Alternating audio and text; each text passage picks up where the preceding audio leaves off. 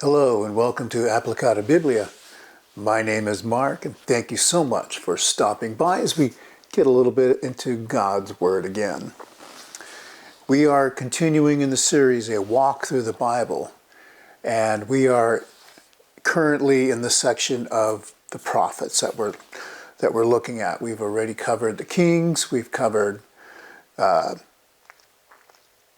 both sides of the kings, Judah's kings and Israel's kings, and we've kicked off with the prophets, and the prophets we'll be speaking of are Habakkuk, Ezekiel, Daniel, and Hosea. So if you want to turn to Habakkuk first, we're going to be looking at that in chapter 1, or you can just look at the text on screen and that would be fine. So Habakkuk's ministry began shortly before the nation of Judah was taken into captivity. We talked a little bit about that when we looked at the kings. Eventually, Judah's sin causes them to be judged by God and they're taken away by Babylon. Now this was just previous to that. And the first question I have is, what was going on in Judah? And Habakkuk says, the burden which Habakkuk the prophet saw, O Jehovah, until when shall I cry for help, and you will not hear? I cry out to you, violence, but you do not save. Why do you make me see evil? And you look upon toil. For destruction and violence are before me, and there is strife, and contention rises up. On account of this, the law has become feeble. And justice does not go forth with continuity, for the wicked surrounds the righteous, so justice goes forth, being perverted. So Habakkuk is looking at what's going on in Judah, and there's a lot of injustice. So much so that he's saying that the law isn't even looked at anymore. It's not even followed. It is meaningless now. Very important to see that.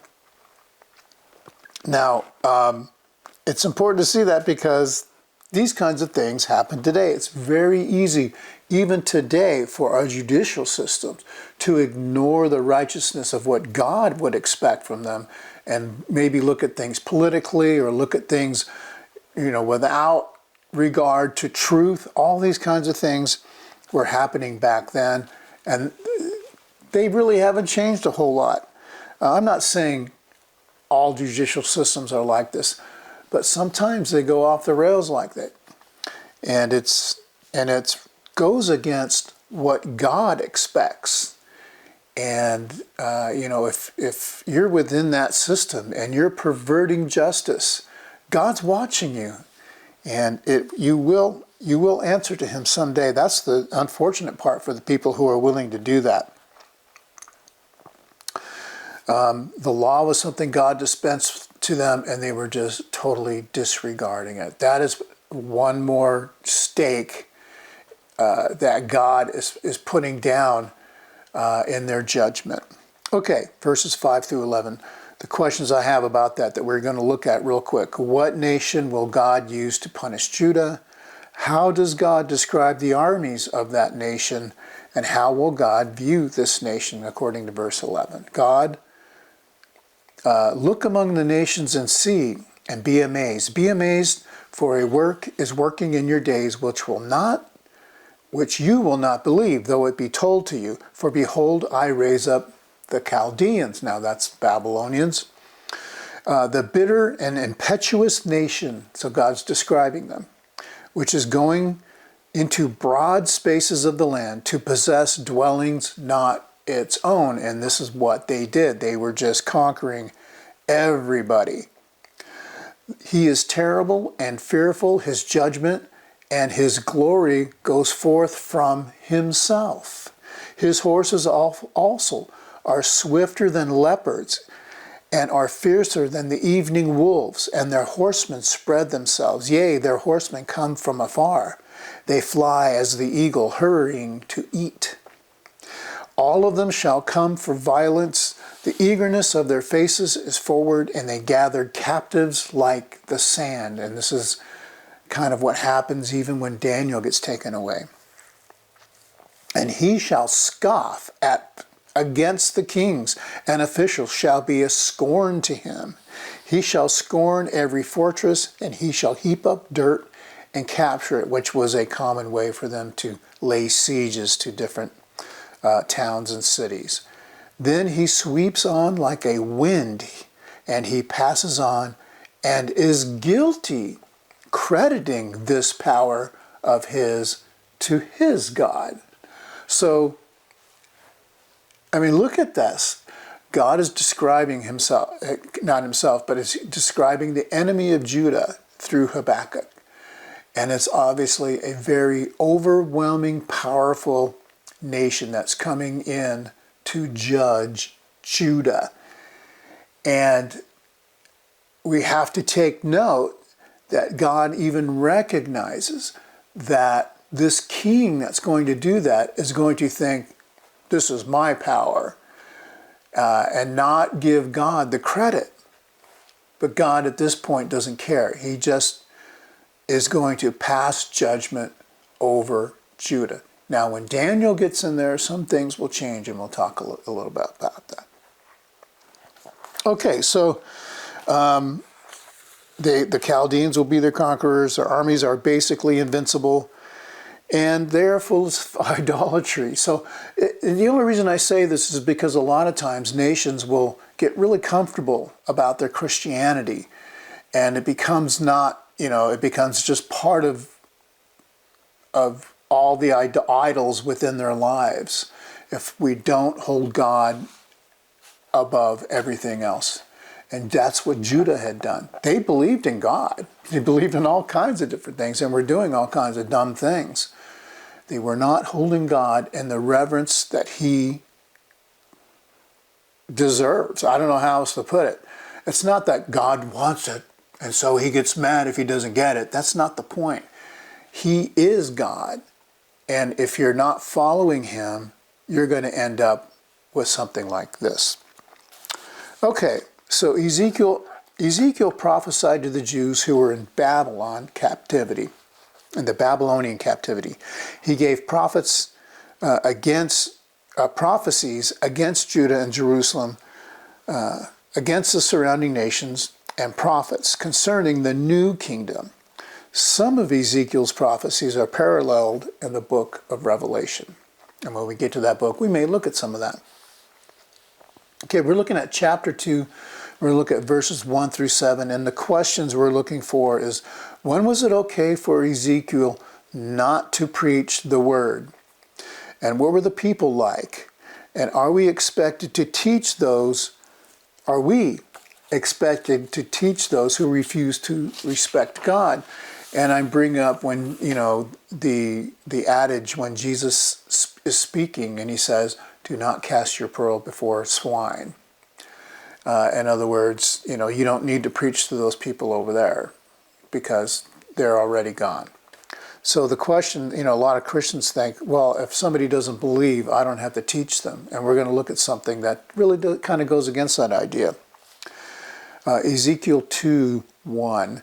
And he said to me, Son of man, stand on your feet, and I will speak to you. And the Spirit entered into me as he spoke to me, and he made me stand on my feet, and I heard him speaking to me.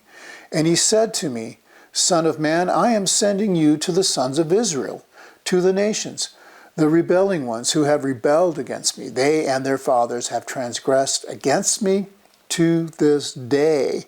And the sons are stiff of face and hard of heart. I am sending you to them, and you shall say to them, so says the Lord Jehovah. And they, whether they will hear or whether they will forbear, for they are a rebellious house, yea, they shall know that a prophet has been among them. So there's the answer, right? And you, son of man, do not be afraid of them, and of their words. Do not be afraid, through briars and thorns are with you, and though you are living amongst scorpions. In other words, you may be tortured even. Do not be afraid of their words. Do not be frightened by their faces, though they are the house of rebellion. And you shall speak my words to them, whether they will hear or whether they will forbear, for they are rebellious. Okay, in this instance, the questions are, is this one of those instances where Jesus says, don't cast your pearls before swine?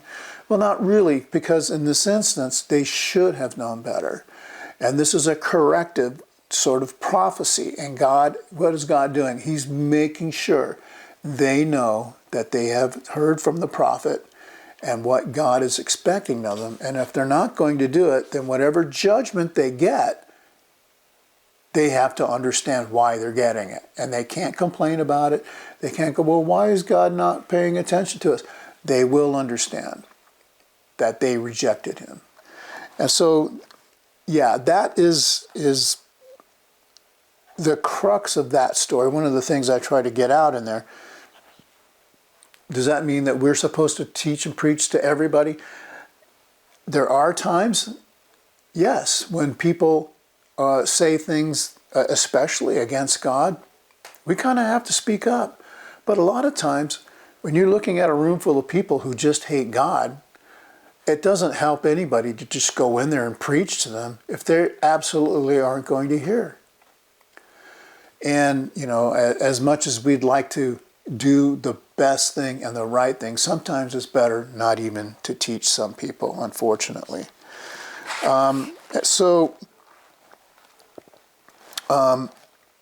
These people are rebellious, they're stiff, they're hard of heart. The point for them is the point that God, again, wants to make is for them to know that he's talked to them. They will know that a prophet has been among them.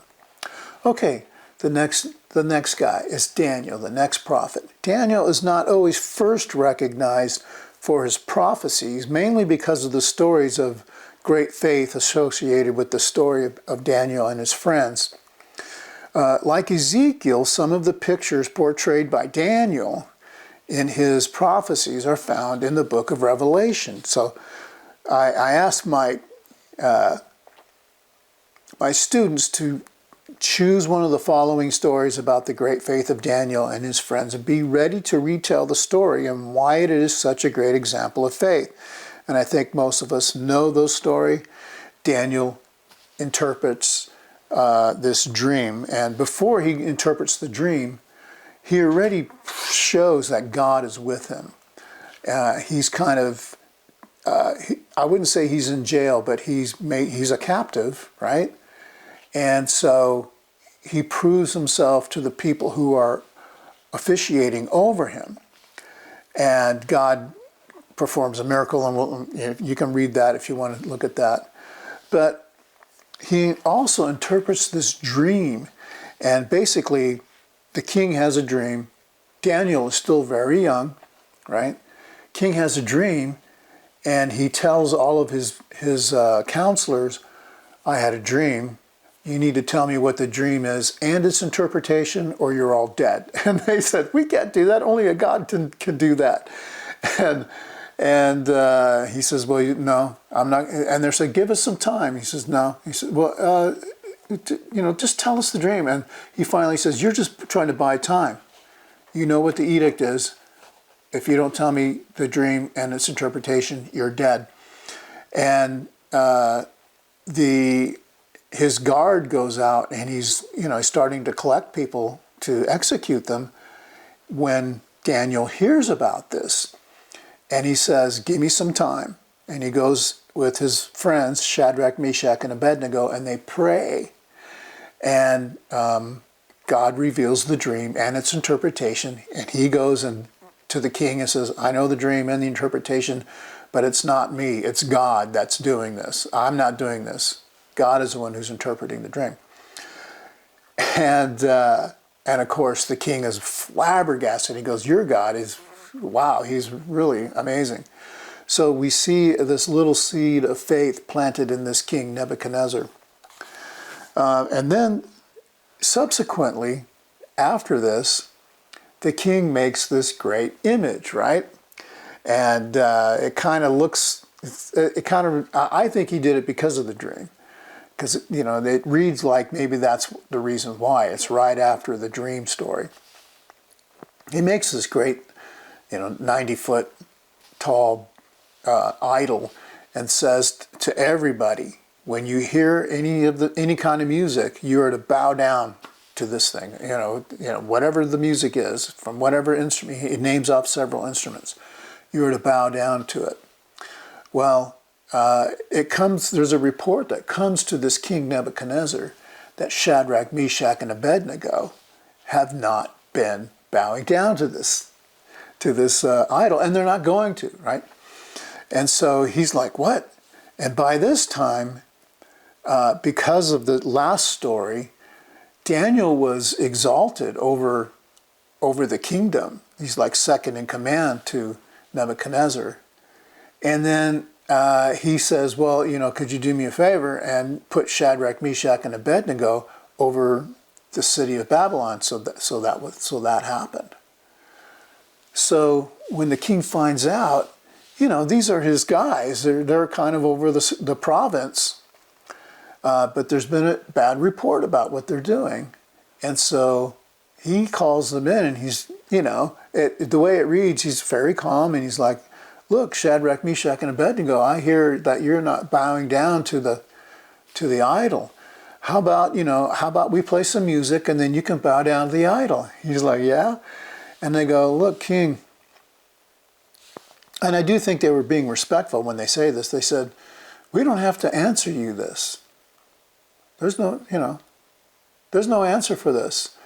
We're not going to bow down to your God, and our God will save us. But if he doesn't, we're not going to bow down. And basically, Nebuchadnezzar put that challenge out there. He says, look, I'm going to throw you into this fiery furnace if you don't bow down. And what God is going to save you? And they're answering him by our God. We're not going to do this. And basically, it's our God that's going to save us. So they heat up the furnace 7 times hotter. The king is infuriated. They heat it up 7 times hotter than it should be. Even the people that were throwing these guys in, Shadrach, Meshach, and Abednego, when they throw them in there, these guys throwing them in there die. And then they fall into this pit or whatever it is, that's a giant furnace. And the king is looking, and he says, wait a second, wasn't there only 3 people in there? Because I see 4 people in there, and they're moving around and talking and moving and doing all this stuff. The Septuagint says that they were singing. And a lot of people say that was Jesus in there. I don't know. That's not the point. The point is God showed himself through Shadrach, Meshach, and Abednego. And this is they're hanging on their great faith. They know that the king is going to kill them, and they don't care. They're like, if God saves us, he saves us. And if he doesn't, we're still not going to do this. Really, you hear those kinds of words, and you think, I hope I would have that kind of faith when it's necessary. So that's another story in Daniel that just shows us great faith. And really, these stories were made to give this great faith into this king. Eventually, the king deals and writes directly about his dealings with Jehovah God. And I really do think that because of God's influence in Babylon and all these things that were happening, that is likely a good reason as to why we see the wise men coming from the east when Jesus is born. They're looking for the Messiah. They understand it. There's something about it. They understand it. And that's just that's my opinion.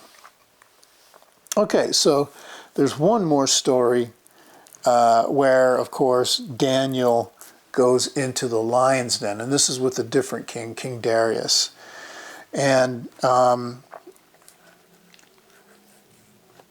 Daniel's like head over everything, and there's his underlings are his political enemies.